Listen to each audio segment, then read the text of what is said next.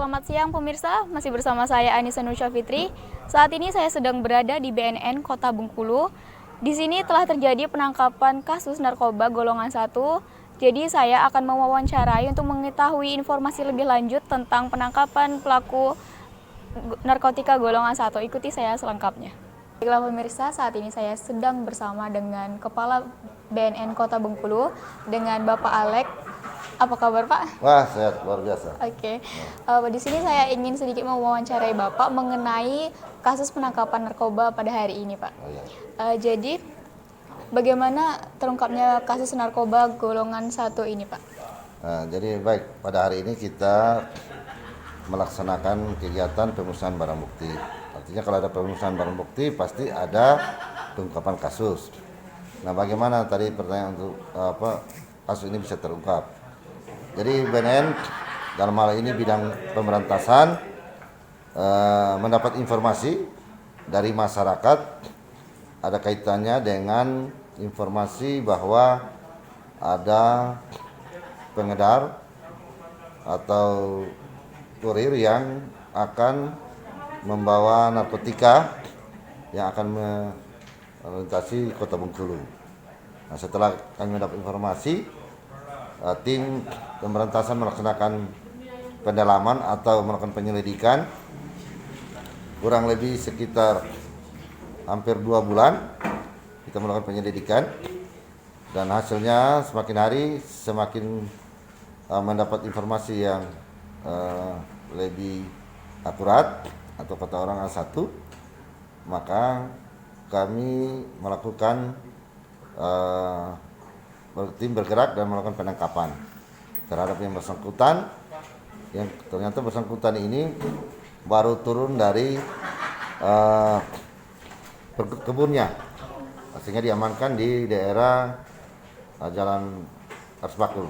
Nah, setelah kita amankan, yang bersangkutan kita bawa ke BNN Kota Bengkulu untuk kita melaksanakan tindakan penyelidikan lebih lanjut dan kita melakukan pengembangan. Oh, baiklah Pak.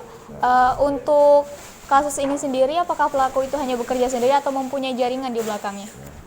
Jadi baik, untuk kasusnya yang tersangka atas namanya R ini,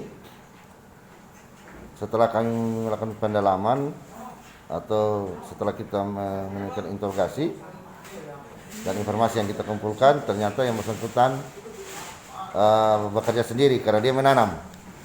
Jadi yang bersangkutan menanam di pegunungan yang namanya Pegunungan Sigi, daerah Sigi. Sigi ini di Tabalagan naik ke atas lagi. Ya, perjalanan kurang lebih 5 jam. Nah, setelah ada pengakuan dari yang bersangkutan, karena kita mendapat BB barang bukti dari yang bersangkutan itu kurang lebih sekitar 500 gram sabu. Saya ulangi, 500 gram tanaman dalam bentuk ganja, yaitu masuk golongan 1. Nah, setelah kita melakukan pengembangan, interogasi dan kita melakukan pengembangan, yang bersangkutan mengatakan bahwa dia menanamnya di kebun. Nah, dan dia mengakui bahwa masih ada tanaman dalam bentuk bibit, tapi sudah ditanam kurang lebih sekitar 2 bulan. Sehingga tim berangkat ke sana untuk mengecek lokasi sana tersebut, dan benar memang terdapat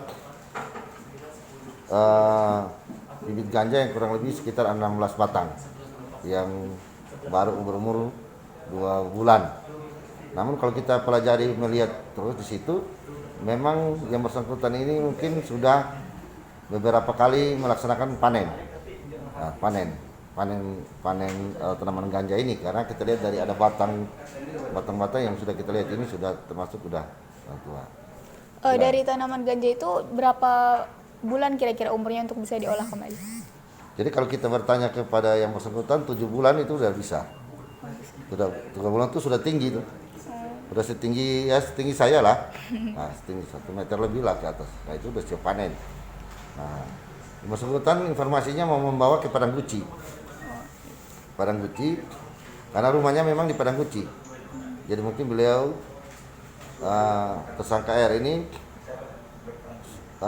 dia turun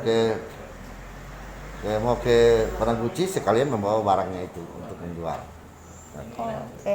Baiklah Pak, dari kasus ini kita bisa melihat apakah dari tahun sebelumnya dan tahun sekarang terjadi peningkatan atau penurunan? Kalau saya lihat kasus ini yang kita tangani, ini kan kasusnya ini kan beda. Kalau saya lihat ini kualitasnya beda karena kualitasnya dia menanam sendiri. Nah, bukan dia mendapatkan barang dari luar Bengkulu, tapi ini menanam sendiri. Nah, ini kan sudah ada peningkatan. Kalau orang bilang modus-modusnya atau makin berani orang menanam ganja di daerah wilayah hukum Bengkulu ini.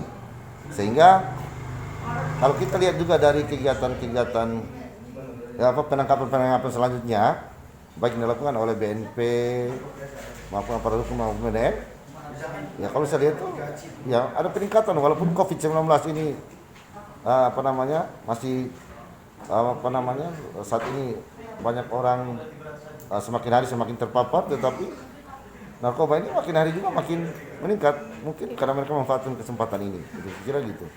Atau mungkin karena banyak orang kehilangan pekerjaan atau kurang penempatannya sehingga mereka mungkin beralih ke situ, mungkin itu kan.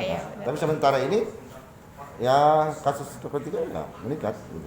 Oke, baiklah Pak, terima kasih atas informasinya, selamat menjalani aktivitasnya kembali. Ya baik. Sekian informasi yang dapat saya sampaikan. Anissa Nur Syafitri, BNN Kota Bengkulu melaporkan.